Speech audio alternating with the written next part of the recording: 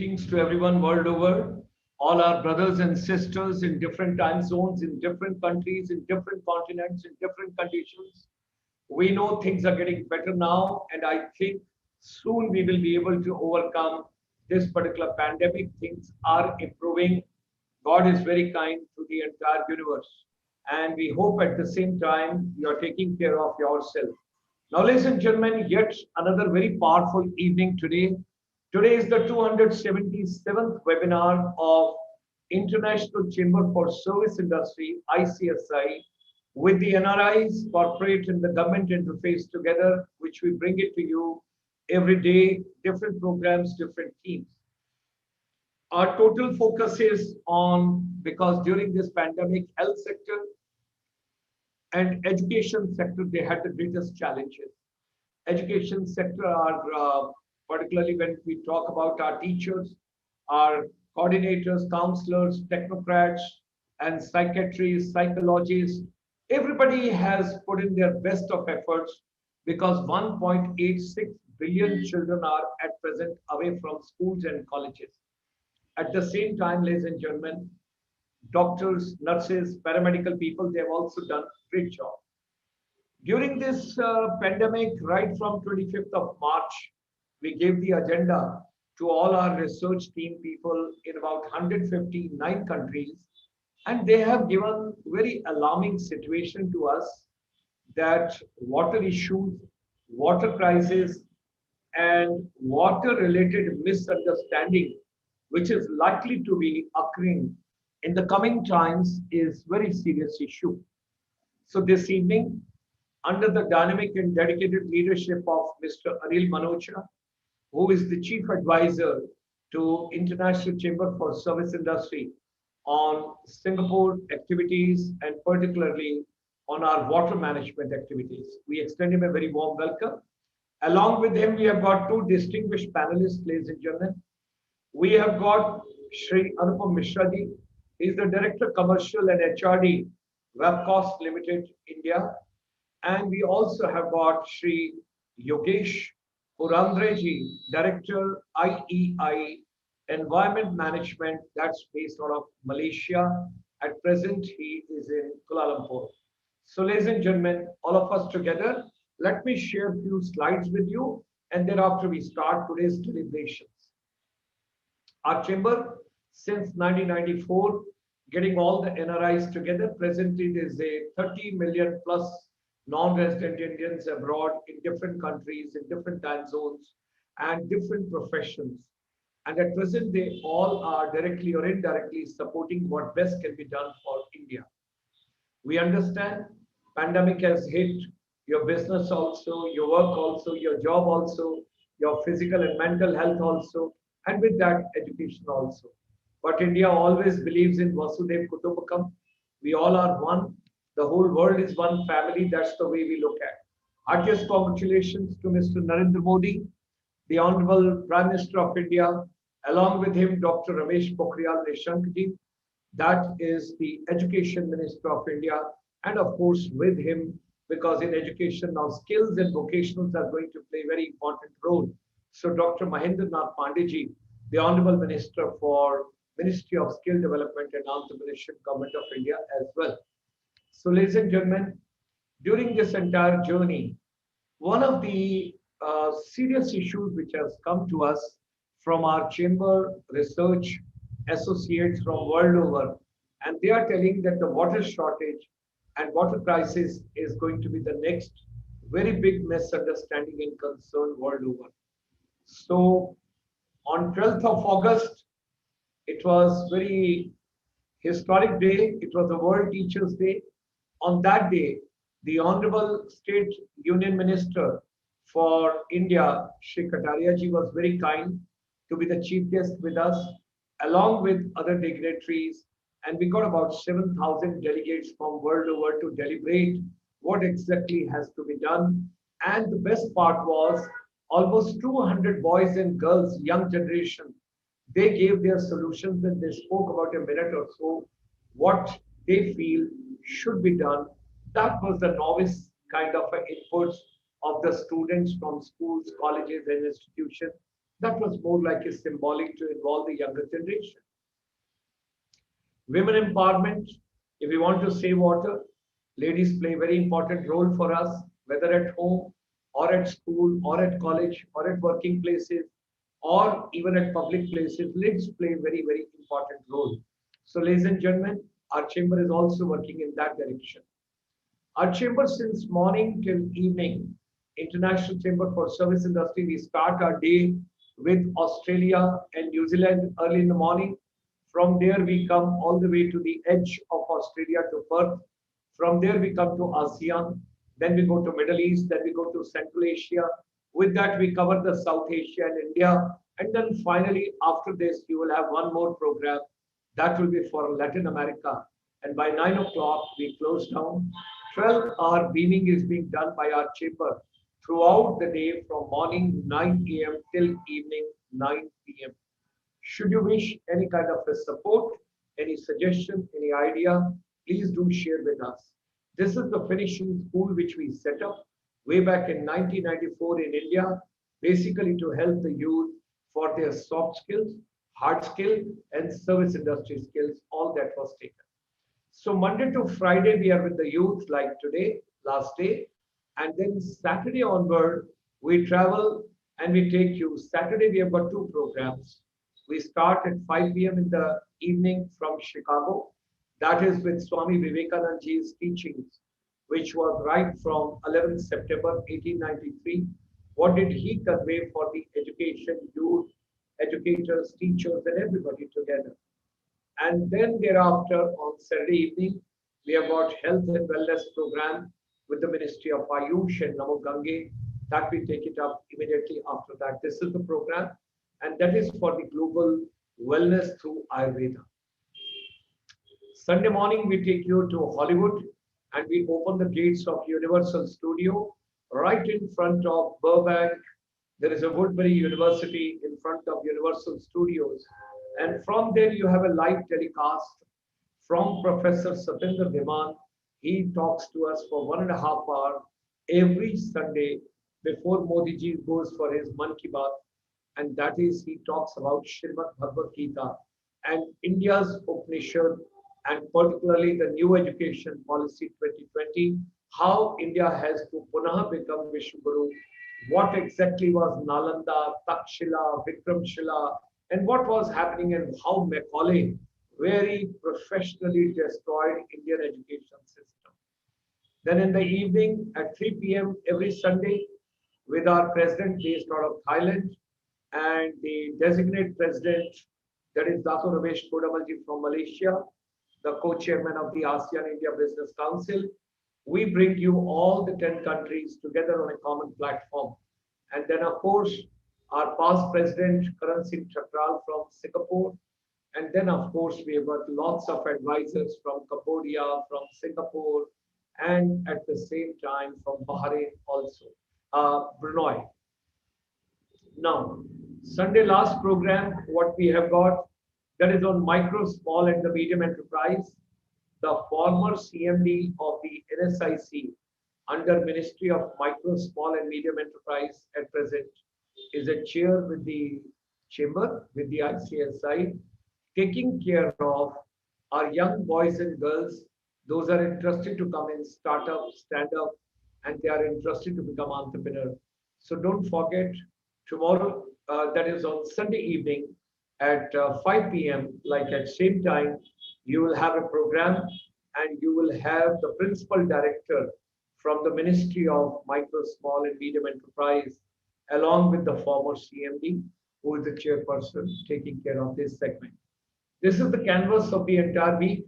And if you see over here, every Friday, under the dedicated leadership of Mr. Anil MANOCHA, we bring you a program on different themes, whatever is the need of the universe, need of the hour, and need of the time, and how the future has to be shaped, and how the water has to be saved. So water management and conservation every Friday, 5 to 6 p.m. Tonight, after this program, ladies and gentlemen, don't forget, 7:30 p.m.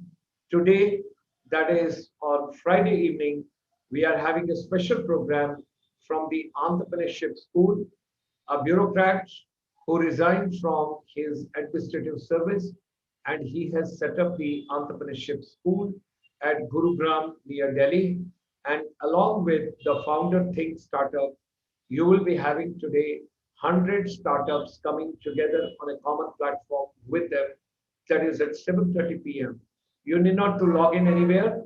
You just come straight away on the YouTube channel, open ICSI or GS Motivator or Dr. Gulshan Sharma, and you can straight away join for the program. And every Sunday evening, I wish to share with all of you the new education policy which Honorable Prime Minister of India has released on 29th of July. And now that policy is being discussed, deliberated, and the entire strategy is being developed, how this policy has to be implemented. So there are three stages. First is the policy formulation, then implementation of policy, and then monitoring. So every Sunday evening, we bring experts from world over, a golden triangle, and you get the people all the way from the world, and they talk about what exactly is to be done in the new education policy and what would be the role of Indian diaspora, non-resident Indians with regard to education, research, skills, technology, and entrepreneurship. So this Sunday at 7:30 p.m. on 1st of November, very special program from Texas and Houston.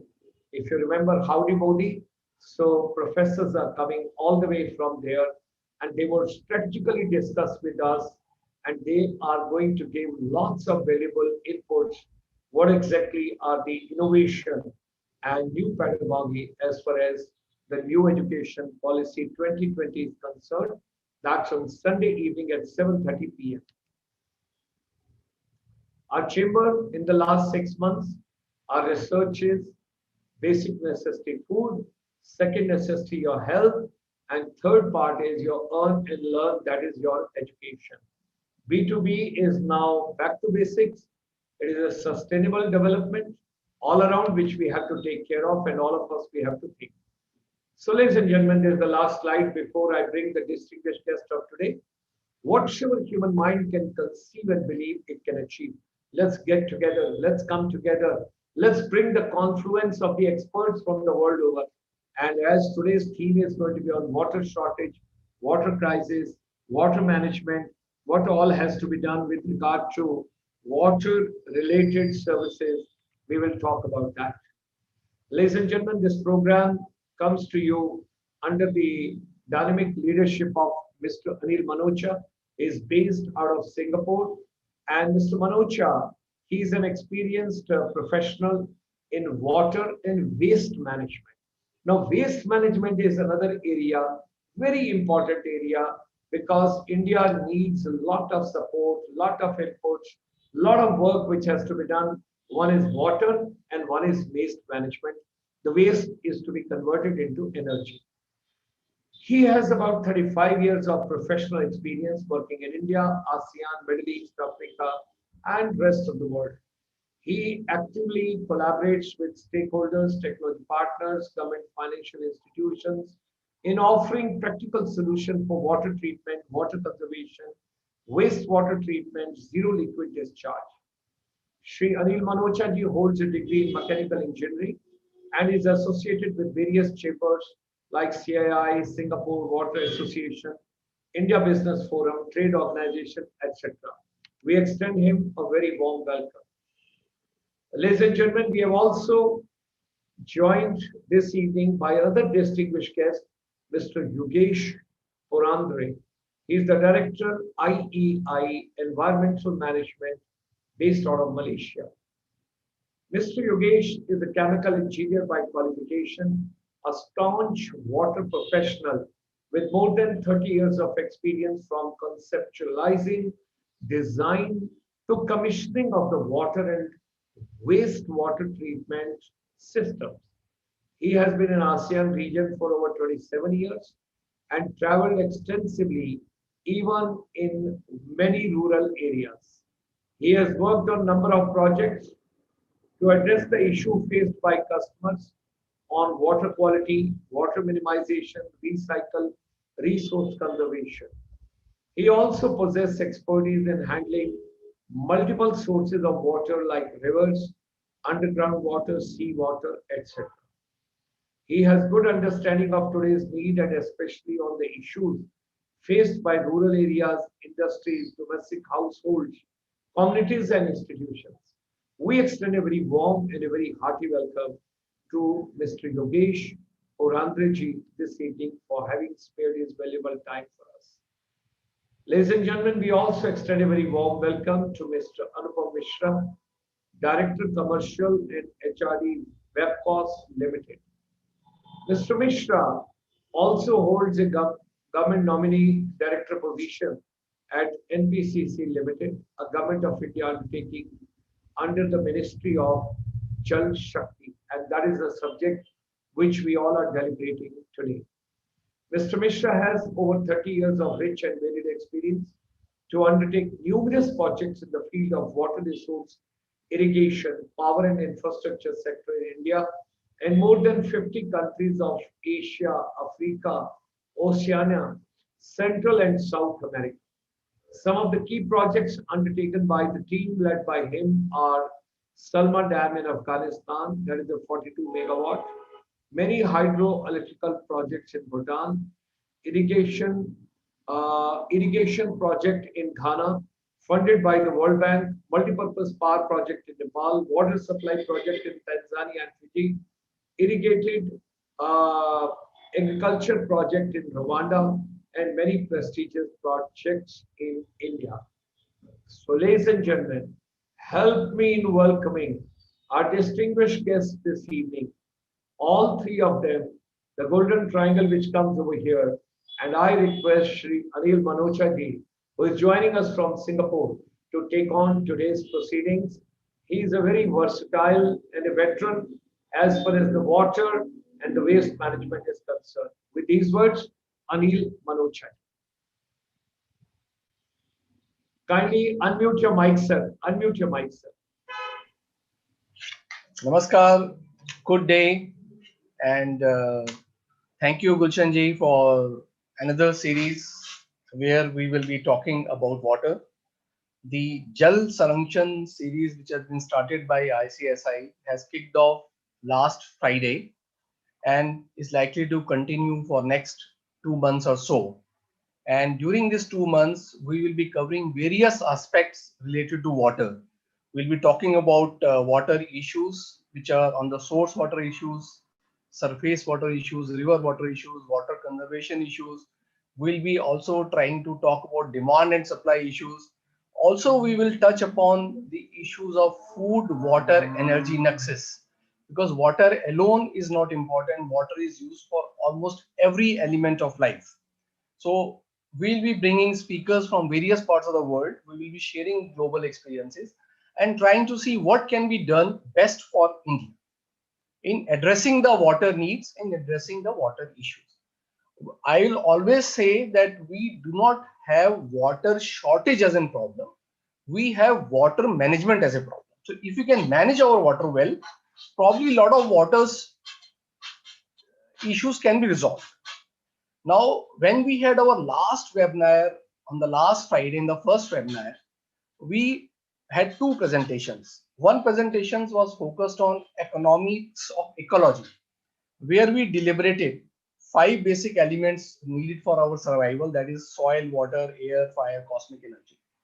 We also talked about that water is present in air, soil, and water. Without water, we cannot breathe. Without water in soil, we cannot grow. So water plays a very important role in all the 3 segments.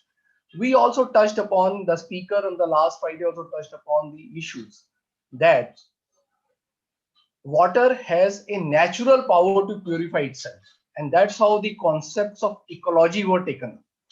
So self-cleaning capacities, water concepts were taken up. And also it was taken how we can convert environmental cleaning as a profitable venture rather than an expensive. So immediately after his presentation, we had a presentation where we had a speaker from Philippines who talked about improving the food efficiency by introducing certain technology where we can process and the fruit which has been produced by the farmers. So, and he brought the concept of a closed principles where water energy is generated within the system and we offer solution to farmers. And ultimately he came with a proposition that most of his projects or most of his technology can be used in any part of the world, and there's a ready-made buyer to accept the processed food from his technology. And he has not spoken very clearly on that day, but he also has access to funding from US, where he can bring US funding to do the projects within India. So we have a complete chain finance, technology, and buyer back arrangement. So any investors who are willing to talk, take this opportunity are more than welcome. Now, also let us now go to today's discussion. As we have talked even last time, that whatever water, 72% of earth is water and only 1% is fresh water. Out of this 1%, more than 60% of water is used for agriculture. So if we are able to bring efficiency in agriculture sector, we will unlock a lot of water which can be used for other people. It can be used for industries, it can be used for anybody else. And also, while we focusing on that, we thought it will be apt to invite Mr. Anupam Mishra, who will bring about the concepts of food, water, energy nexus. As we have been talking about Atmanirbhar Bharat, and when we talk about Atmanirbhar Bharat, we say that we can become Atmanirbhar if we bring world efficiency into India. So whatever we do has to be accepted by world. So the quality standards is not India. The quality standard is the world. And that's how Mr. Anupam Mishra's experience comes into picture. Having worked in more than 50 countries, having done multiple sort of projects across, having demonstrated physically and practically that we have a solution to address world needs from India. So I think he's the best speaker to talk on food, water, energy nexus. So let us hear from him before we go to next speaker and introduce next speaker. So over to you, Anupam. Thank you, Anil. Thank you, Mr. Gulshan, for giving me an opportunity to speak on one of the topics which I have pursued my entire life. That is almost more than 30 years. My presentation will have my initial introduction. A brief introduction has already been given by Dr. Gulshan, but I'll like to just spend few moments on that, and then I will get on to the topic of water, food and energy security. And as Dr. Gulshan said that the perspective has to be global, so my presentation has not only the Indian perspective, but also the global perspective as well.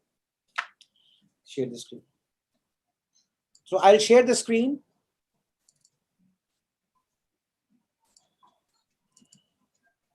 Yeah. So our topic of discussion, water for food and energy security. And I am Director Commercial of WAPCOS Limited and the Nominee Director on NPCC, which is our subsidiary of WAPCOS Limited.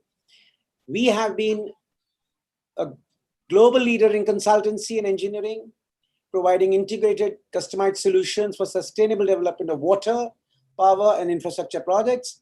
But today, I will limit myself to water. Next. WAPCOS is a 50-year-old company of the Government of India. And as I have told you that we have been a global leader in consultancy and engineering, and our mission has been to have a sustained profitable growth. Our major fields of specialization are water resources, power and infrastructure. And when we talk of water, it's both food as well as energy. Next. The range of services which we provide include concept to commissioning under one umbrella for all types of water, power, and infrastructure projects, right from preliminary investigations to design, construction management, O&M. Our countries of operation presently include ongoing projects in more than 51 countries in Asia, Africa, Oceania, Central America, and South America. We have operations span India, more than 103 project offices all over India. We are involved in some of the key Government of India schemes, which includes the Amrut, the Awas Yojana, and the Namami Gange. Our USP in water resources has been that we have done more than 600 projects in irrigation, water resources, flood control, and over 300 projects in environmental and social impact assessment studies. And we have contributed in development of irrigation potential of over 17 million hectares, not only in India, but across the globe. In the infrastructure sector, we have done over 500 projects in water supply and sanitation and other areas like urban development, roads, and highway engineering. And in power sector, we have been leaders and we have contributed to development of more than 45,000 megawatts of power generation, which includes more than 30,000 megawatt of hydropower all over the world. We are an ISO certified company, and we are working and registered with all the major international financial institutions from World Bank, ADB, AFDB, European Investment Bank, and Asian Infrastructure Bank. We are NEBIT accredited company for providing EIA study reports in the fields of river valley projects, power projects, ports, highways, industry, and roads. We also undertake EPC projects in residential and office buildings and other civil works. The other company, which is our subsidiary, for which I am responsible as the Government Nominee Director, is NPCC. Next. This is also a 50-year-old company, an ISO certified company. It works mainly for infrastructure projects, including buildings, highways, and irrigation canals and dams, etc. But this is more on the construction management part. We have a pan-India presence in NPCC, and we have more than 300 ongoing works all over India. This company is limited to Indian operations. The areas of operation, as I've already told you, in case of NPCC are townships, roads, bridges, hydroelectric projects, dams, tunnels, etc. Now, coming to the topic, water for food and energy security, let me tell you that there is an interwoven relation among this water, food, and energy. And this depends on the efficient use of water resources for the food and energy security. And when we talk of food and energy security, I will, in fact, there are other parameters as well, but I will focus my attention for food security. We have to improve the productivity through efficient irrigation management. As Anil told, that 60% of the water is utilized for agriculture, but in India, it is 80%. And balance 20% for industrial use and drinking water. And as far as energy security is concerned, I will focus on the accelerated hydropower development. The hydropower is green energy, and we all are aware that we need to move towards the renewable resources. In fact, hydropower has been being developed for the past more than 200 years, but the development is now taking much faster pace as we need to reduce the carbon emissions and ensure an accelerated hydropower development. Next. Now, water is the key to food security, and food production and agriculture is the largest consumer, as we have already mentioned. 60% globally, 80% for India. Now, I would talk on the efficient irrigation management. As Anil told, that we have limited water. We need to have more water management. We have to have innovative technologies so that we can increase the food production with the same water. So water of appropriate quality and quantity is essential for the crops through agriculture, livestock and fisheries, as well as for processing and preparation of foods and products. And unsustainable agriculture water use practice threatens the sustainability of livelihoods dependent on water and agriculture. Hence, we need to have innovations in irrigation, which is the need of an hour for sustainable development. And as irrigation experts, for the past 50 years, we have been trying to innovate irrigation technologies so that with the same quantity of water, we can increase the production, because the population is increasing many folds and the land is limited, the water is limited. So the only way out is to have more agriculture production. In fact, for this, I would like to tell you that we are sharing our technology with our African friends, and Africa, which has a large area of land and which is still not fully exploited, can become the food bowl of the world.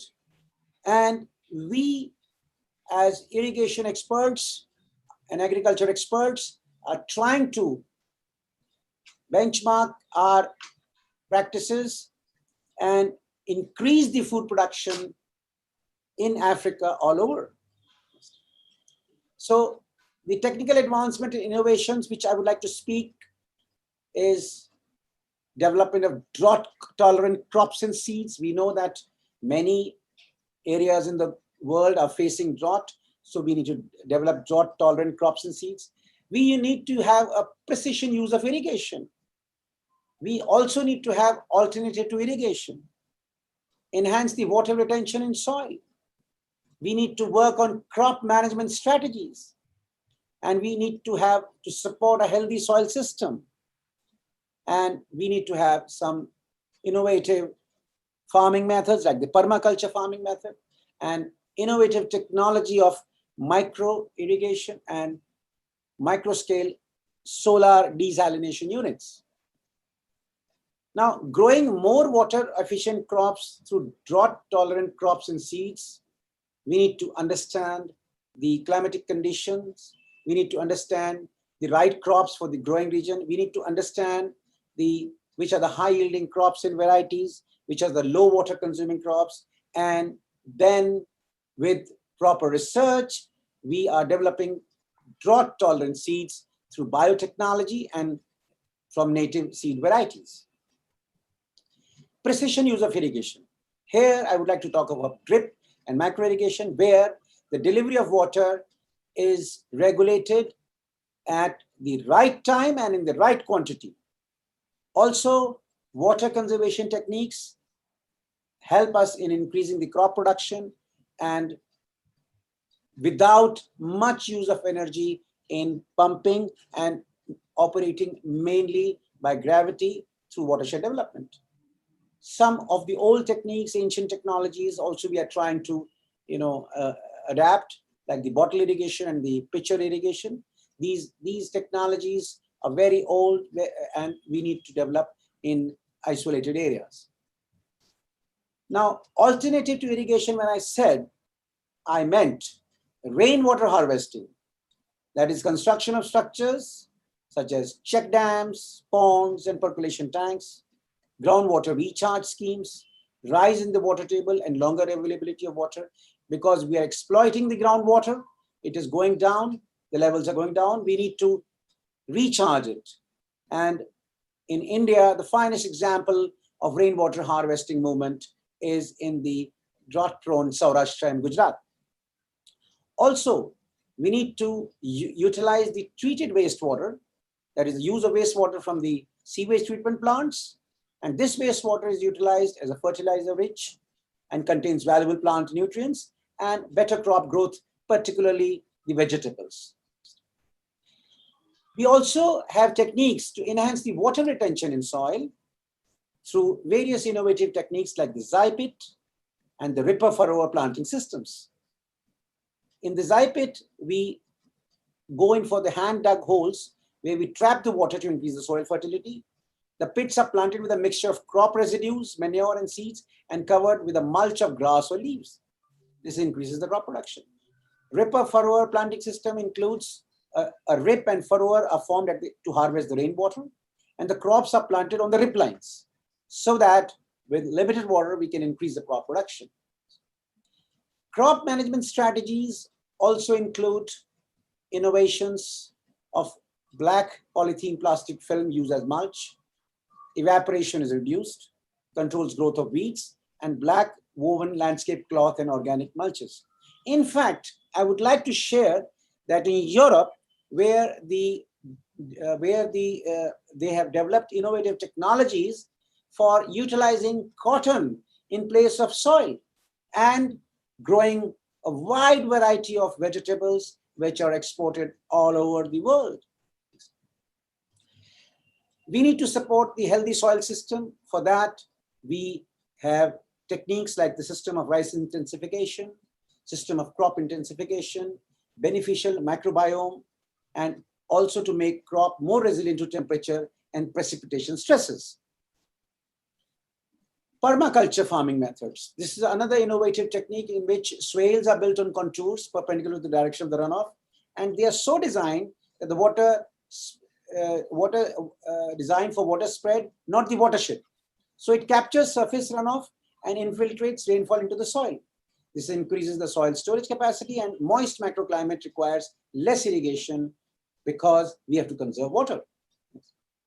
We also have developed innovative technologies of like macro-scale solar desalination units in the areas which are near the coast. And these are also suited for rural water supplies, for small-scale irrigations, and renewable energy-based methods offers promising solutions, and they have low maintenance, and they are one-off projects in remote areas.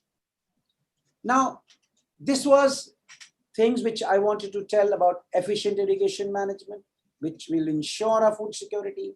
And I would like to tell you that in India, we are planning to almost make the production 1.5 times with the same water for the next 10 years.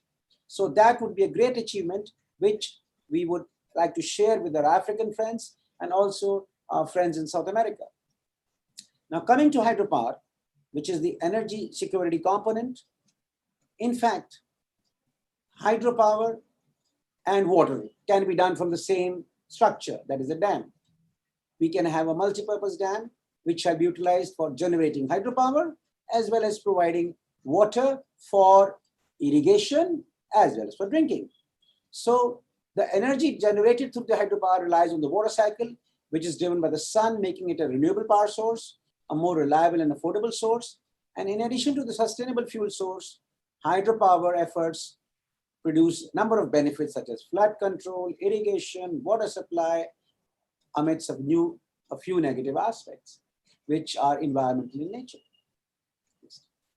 Now, if we see the top 10 largest power producing facilities of the world, we would find that 60% of them are hydroelectricity. So that means hydropower offers a huge advantage. That is, you can generate huge power at one source and then distribute it at the sources of consumption. So the major dams of the world generate electricity to the tune of almost 25,000 megawatts to 6,000 megawatts. And this drives the economy, drives the industry, and provides a green alternative with no carbon emissions. Now, if we see hydropower, it is some sort of a bouquet of benefits. Totally renewable, non-polluting. It provides a more stable price regime over a long period of time. Like I would like to tell you that in India, there is a very renowned dam called the Bhakra Nangal Dam, which was built in 1960. And even today, it is generating electricity with the full capacity and with minor rehabilitation.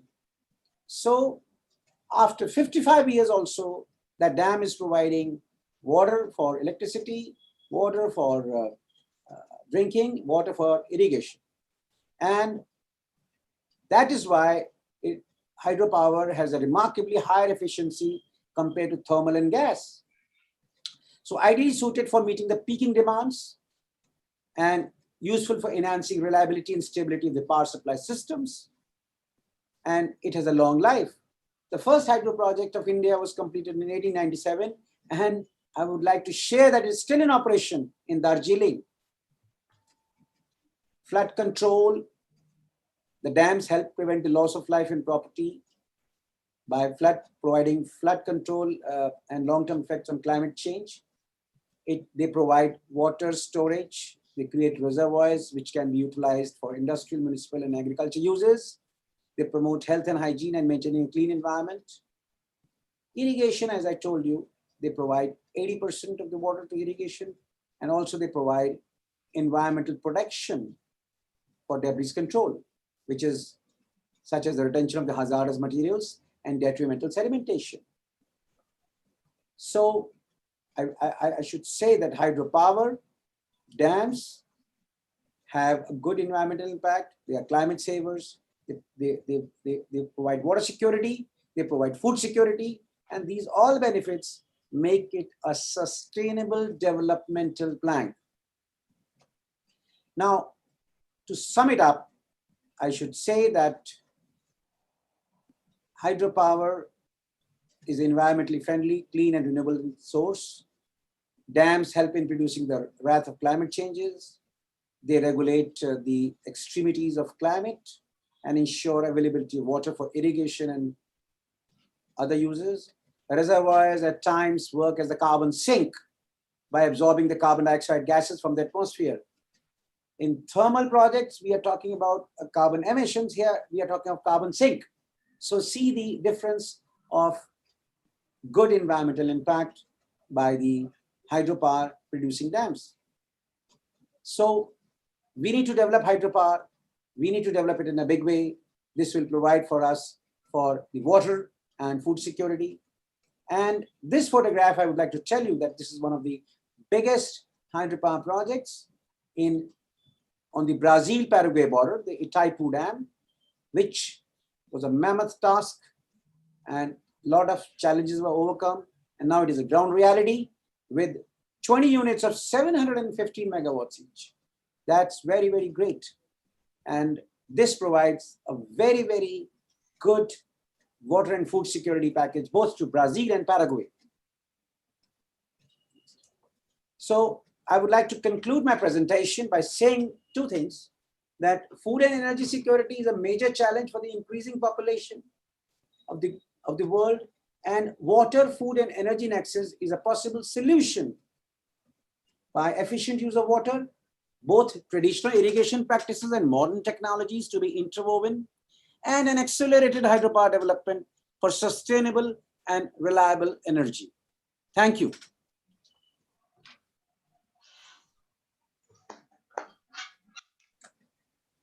Thank you, Mishra ji, for a enlightening presentation. Wonderful. It is really heartening to know that though the world population is going to grow from current 6.5 billion to 8 billion, a lot of work is done to improve the efficiency. And further, in context to India, it is again liking to know that we will be achieving 50% water efficiency in the times to come. So same crop can be produced with 50% less water, so which is very good. So we also had a take from you that Africa could be a possible food bowl for the world, which is also a good step working towards the food security.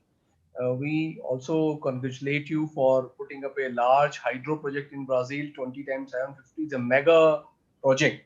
So I'm sure that we are really showcasing Atmanirbhar Bharat examples worldwide. Thank you very much, Mishra ji. We will come back to question answer bit later, and maybe I can go to second speaker. My second speaker, Yogesh. Yogesh is a hardcore water professional and he has worked on multiple projects. Few of the projects which he has worked in Asia in terms of capacity are so big that they can supply complete water to countries like Singapore. So from the big water project to small projects, today we have requested him to dwell upon a small community water systems and small community water solutions, so that we bring an element of how a small communities and small rural communities, small urban communities can benefit from the technologies which are available. It is not always that water is a mega problem. You can solve water problem by giving small solutions suitable for a certain geographies. So maybe I will request Yogesh to give his presentation, share his mind, and then maybe after that we can take some questions. Over to you, Yogesh. You have to unmute. You have to unmute. Yeah, okay. Yeah. Thank you, Dr. Sharma, Mr. Manocha, Mishraji, namaskar, and good day to everyone. See, we have been talking about the conservation of water in terms of quantity, in terms of on a larger scale and all that. But there is also an element of that which needs to be taken care. When we talk that, especially like when we talk in India, we have maximum amount of population into the rural areas. So that is something, the area which we certainly need to bring a focus on that, and where the quantity is also an issue, but more than the quantity, the quality of the water is a major issue in the rural context, and the water which is being used for the household applications. So I will just share a small presentation on that, which basically relates to the community-based wastewater technology available, including certain areas where the natural calamities create and havoc for the water supply to the domestic population. So there are certain specific type of disaster management systems which has been developed. Talking about us, is we are basically a company which is one of the largest environmental solution provider in the Asia, with a complete package of total water and the environmental management solutions, with a complete the 360-degree view or the environmental capabilities, including like starting from the concept to the commissioning. That's one part, including the subsequent part of operating and maintaining the equipments and all. uh, you know I will be more specific onto this region, because I've done a lot of work in this region. So we have almost supplied more than 300 systems in this particular region, which includes all the industries, the domestic household, and even to the community-based systems. The areas where we operate in this region basically covers most of the countries like Malaysia, Thailand, Vietnam, Philippines, Indonesia, and and Myanmar, and to some extent the Cambodia. Today, like as I said, we will be talking more onto the water and the wastewater solutions for not only for the industries, but mainly onto the household, including the rural requirements and all that. Then the drinking water purifications, related to the specific contaminants, using the easier and the simpler technologies for the rural areas.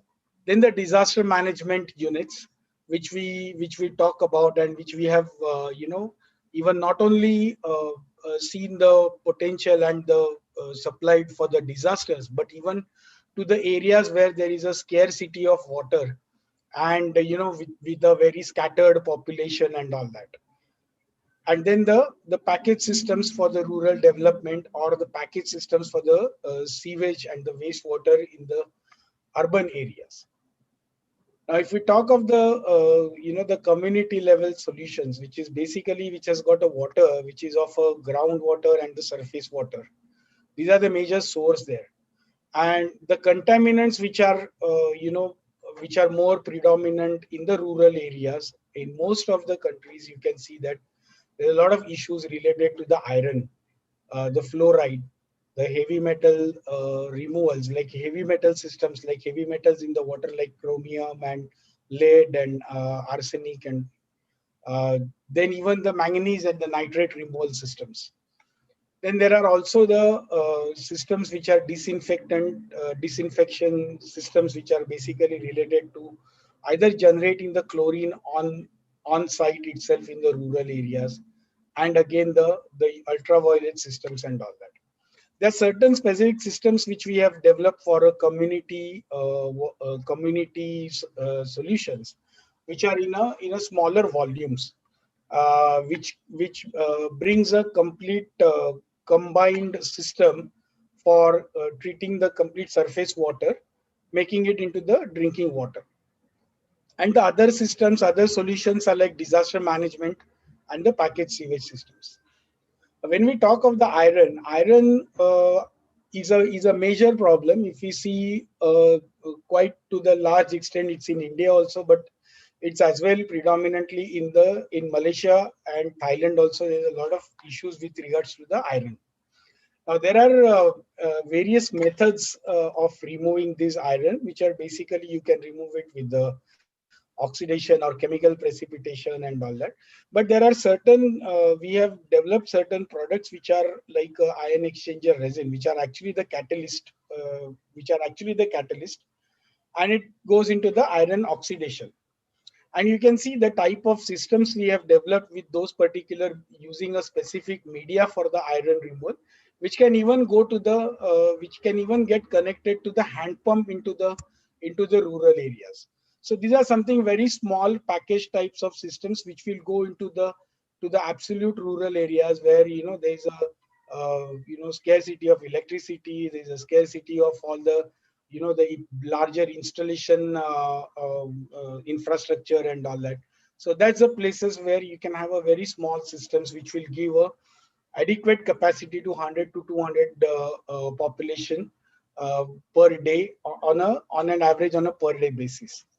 Now, apart from that, this was what we talk about the rural area. Now, onto the urban side, we have this developed a very compact compact system, which basically removes onto the with the same principle, but in a bit more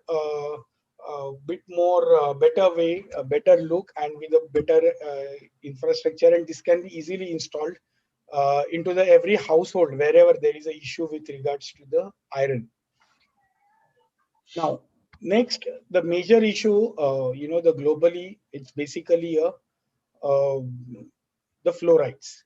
The fluorides, high amount of fluorides is basically brings a lot of the cavitation and gastrointestinal problems, allergies, etc. into the water. Now, there are the fluoride you can see majority in India. It's in Kerala. I think there are about 12 states in India which are affected with the fluorides, like Kerala, Rajasthan, Telangana, and all that. In this part, we have a Malaysia which gets a fluoridated water, which is almost 70% of the population gets fluoridated water. There's a lot of issues in quite a lot areas in Vietnam, especially onto the fluoride removal systems. So these are the major issues where we, in this also, we have addressed this issue by having a specific ion exchanger resins, which can be put into the system, and that will easily remove the fluorides. And it doesn't require a large type of system and a large type of infrastructure, and it can be easily put into the rural areas where, like the attachments which I showed, like for iron removal and all that. You can see these are the small type of systems which has been installed. There are more than 2,500 systems installed of this type, which are of a very small type.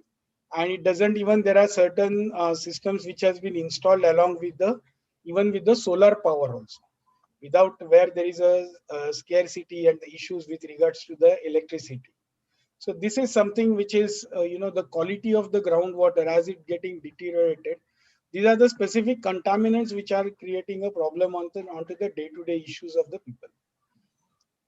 Now coming to even the smaller systems which are into the rural areas, if we talk of, these are all the type of gravity type of systems which has been, developed like a multi-layered systems and installed it where there is no requirement of any electricity. The small amount of the very limited quantity of the water to the people can be given.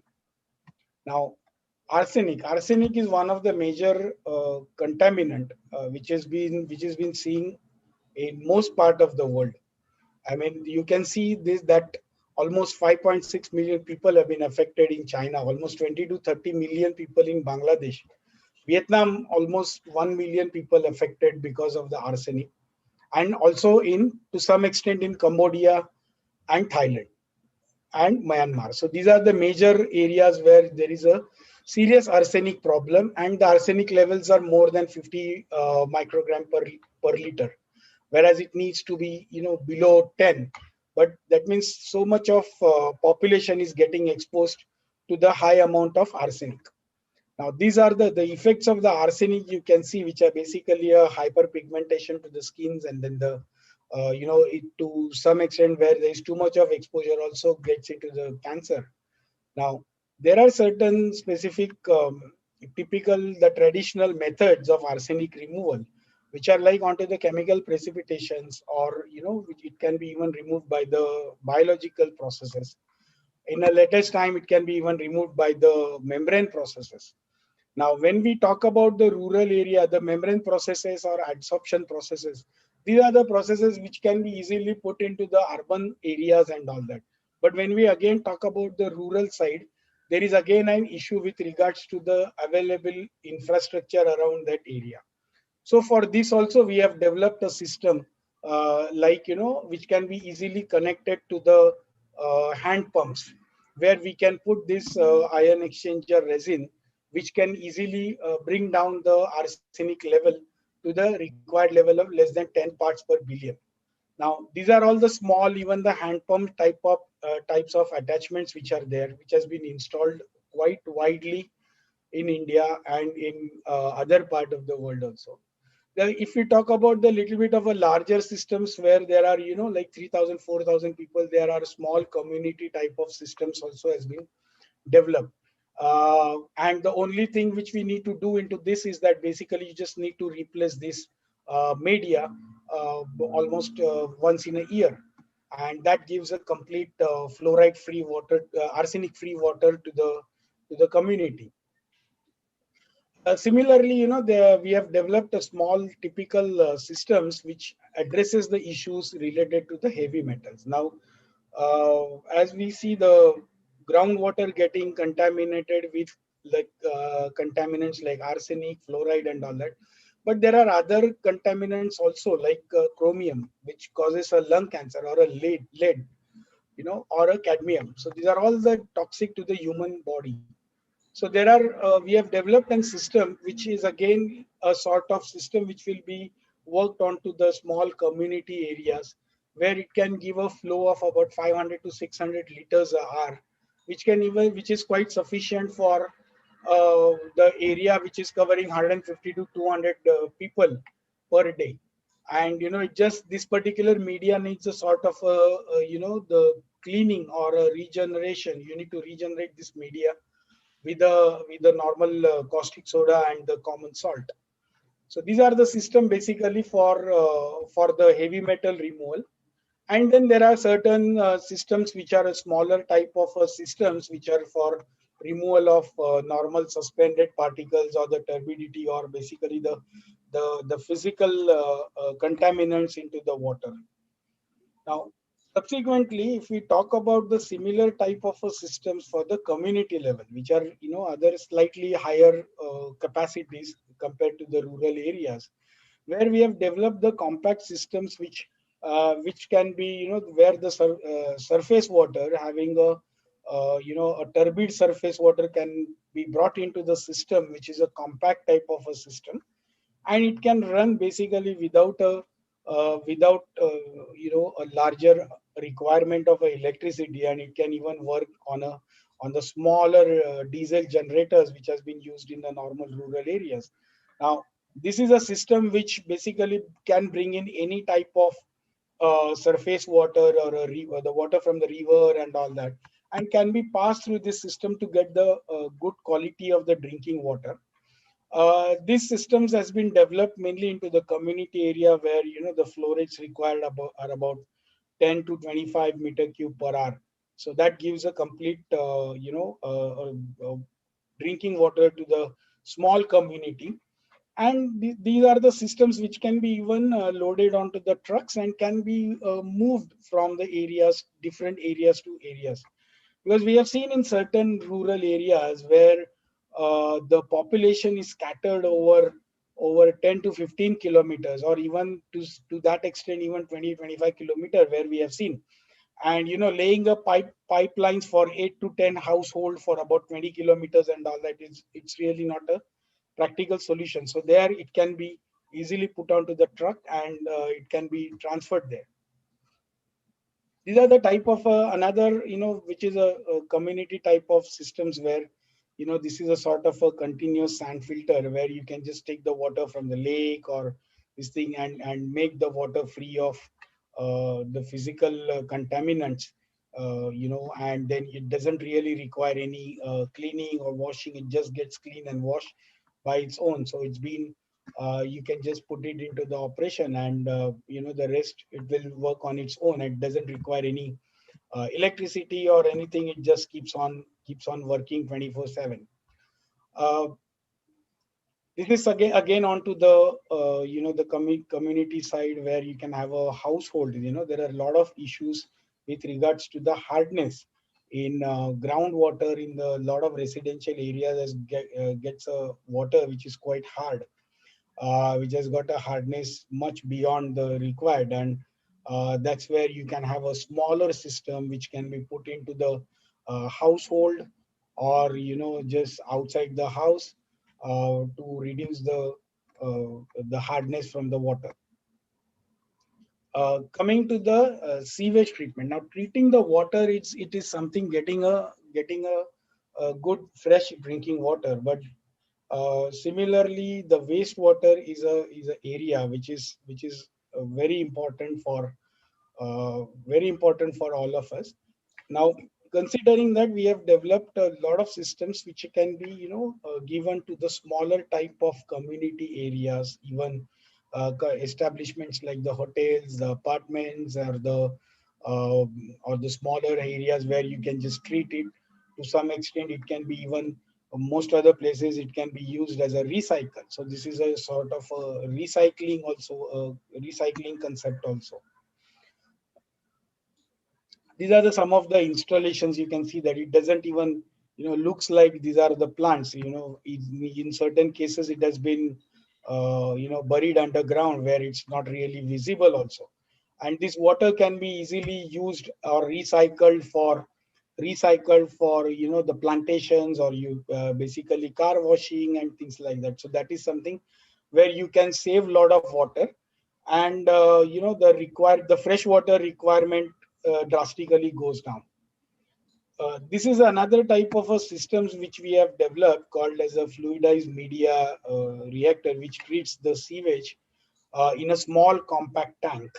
And the quality of the treated water from this is also equally good to even the recycle to the lower applications, like planting the trees, and the car washing and all that, washing areas and all that. So these are some of the installations which are like underground, also buried underground, which doesn't really give a look of having a sewage treatment systems, where it is the ambience is very important. There is another very important area which has to be looked in, the disaster management. Now, disaster management, nowadays you can see, like in recent times in India, there are a lot of areas where flooded. Still, there are the flooding is going on in certain cities and all that. Now, there are certain areas where you certainly require the fresh water for the people, where the water doesn't receive for the days and days, and that's where this particular disaster management units can be brought in and can give a fresh water or a drinking water to the affected people. Now, this system is not only meant for the disaster management, but it is also meant for areas where there is absolutely a difficulty in treating the continuous flow of water and all that areas where it's where the unit requires a mobile type of units. So there this has been supplied, and this basically the complete unit goes onto the truck, mounted on basically a mobile unit mounted on a truck, and it can be moved around anywhere. So these are some of the systems we have supplied even into the Indian armies and into some of the areas where the disaster management units were required. And it also gives a different type of systems where it is certain types of systems which are only designed for treating the surface water, or certain times certain places where it is even further designed with a reverse osmosis type of a system where you get a very good quality of the water.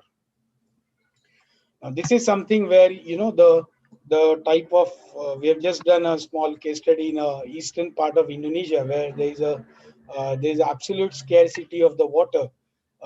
There is no water supply to the people, which is actually people have just kept the small tanks at the home, and the roof water has been collected. The rain roof water has been collected and used for drinking. The rivers are there, but they are too contaminated and too far, and that's where we have this particular solution of putting the units onto the mobile, because there is the 10 households in 250 to 300 meters. So that's where this type of system which goes onto the trolley and moves around the 10 to 15 kilometers and keeps on distributing the water to the people around the area.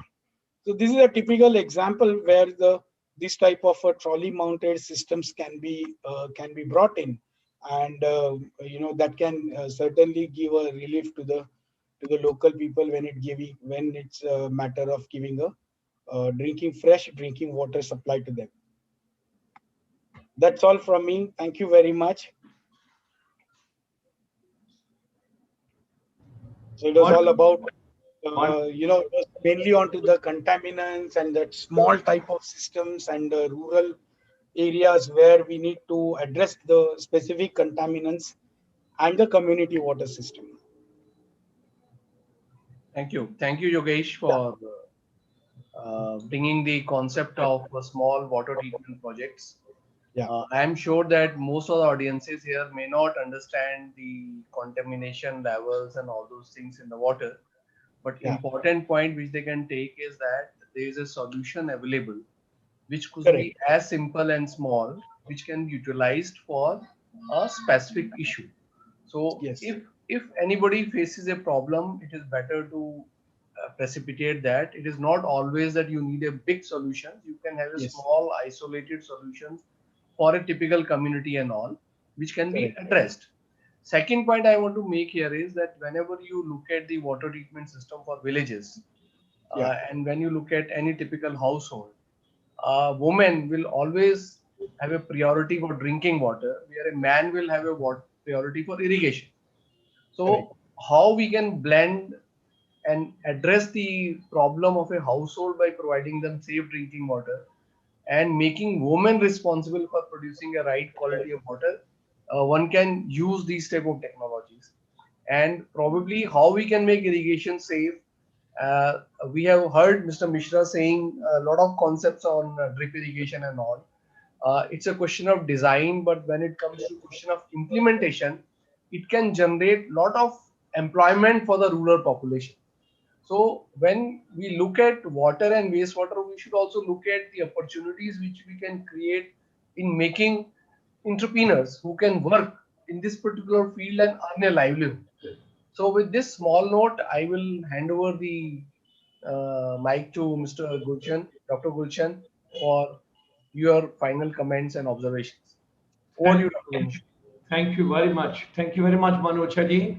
In fact, I'm so grateful to both the speakers and particularly to you also. I think it was a wonderful deliberations which we had. Now, I've got something to share which we all can take together. This particular series is basically dedicated to making education relevant, right? Now, one of the area which you mentioned initially, there is no water shortage. There is a water management, which is very important, which has to be taken care of. Thereafter, Mishra ji gave the entire canvas, and he gave about the 51 countries where the WAPCOs, and then 103 different establishments in India also. And then we had gone on to water, food, and energy nexus, and Africa would be the food bowl. Also, you mentioned my only takeaway, and something nicely which Yogesh mentioned, disaster management. That was also one of the area which is mentioned. My request is, as this series is directed to all the different strata I'm taking of education, whether AICT or UGC or NCRT or NIPA or National Council for Teacher Education for B.Ed, M.Ed, wherever it is, I want to bring these techniques and these expertise and these two legends, whatever they have given, how that should be incorporated into the education system. And particularly when we are talking about the new education policy, the Honorable Prime Minister declared on the 29th of July at 4 p.m. in the evening the new education policy which has come in India. It's all practical, and more than 2 lakh suggestions have been taken right up to the block level from whole country, everywhere, all states, all stakeholders, everybody has been taken. Now, when we are talking about now the practical education, and skills and vocationals are going to be given focus and priority in our education system, I wish to understand, and what would be the recommendation of our two distinguished guests, irrespective, somebody is doing PhD, somebody is doing post-graduation, somebody is doing undergraduation, somebody is doing schooling, college, whatever is there, or polytechnic or ITI, whatever we want to talk about. My takeaway at this point of time is how this particular campaign should start, or maybe the recommendation go from our side to the Ministry of Education that this should be incorporated in your new education policy, because up to 31st December they are taking ideas, and next year March onward the national education framework will start. The policy is going to be implemented in different phases, different stages. It will take 5 years to have the entire policy in perspective. So 2023 is going to be very important year for India. So now 2020 almost gone, 21 and 22, 2 years are there. My request to both the distinguished guests and to you would be how water management should be integral part of Indian education system, because education is practical. Education is not to get a degree or a diploma or such and such is engineering graduate or medical graduate or management graduate or hospitality graduate. I do not know. I have not done any studies so far. In one five-star hotel, which has got, let's take it, about 300 rooms, how much water is being consumed? Let's take it, the people, those are traveling to different parts of India, because I come from tourism background. And I would look from that point of view, can we work out a strategy that expertise which has to be taken? One is the grassroots level, one is the basic structure which has to be built, and then the superstructure has to be built, and then we involve our NRIs also in this particular arena, and we take this entire project ahead. Today, yeah, he has given a wonderful example of Brazil, where 715 megawatt. Now, I'm coming into different layers. First priority is education, education at all level. For water management, what all is to be incorporated. From there, the people, those are passing out. Now, new concept I would like to share with you. Is there any study available? How many startups are there related to water related projects in India? How many entrepreneurs are there under micro, small and medium enterprise related to water? Then at the same time in education system, how do we incorporate and what is to be incorporated as far as the water services, water management, water consumption, water strategies, whatsoever you want to give? Yes. Very good take, Gulshan ji, on this. And I think we should work upon that. So we will discuss with both of the speakers and see what we can bring out as a document or as a suggestion. Yeah, And I'm and sure that the speakers who are coming and following us next presentations and all those things, there will be a lot of ideas they will also give to us. So by end of this series, we should be able to give a very authenticated and nice document which can be implemented or which can be suggested to the policy makers in different this policies. particular field. Okay. Yes, sir. I would also make a small request to you, Yes, sir. because if we keep waiting till end, sir, that would be the final document. But what we do every week, like today, these two speakers have come, two distinguished guests have come.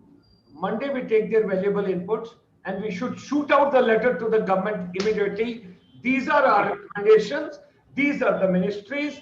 This is what we give. So something gets into a pipeline right now and something comes at the end of the series, then the amalgamation of both the things. Thirdly, what our chamber can do as far as the international part is concerned, that we can take the inputs from the experts, that you are the leader, you are the head of this project, you can take. But my request to you, sir, have a word with them on Monday and we should shoot out, we should get the process, we should get into movement somewhere, sir. Okay, sir.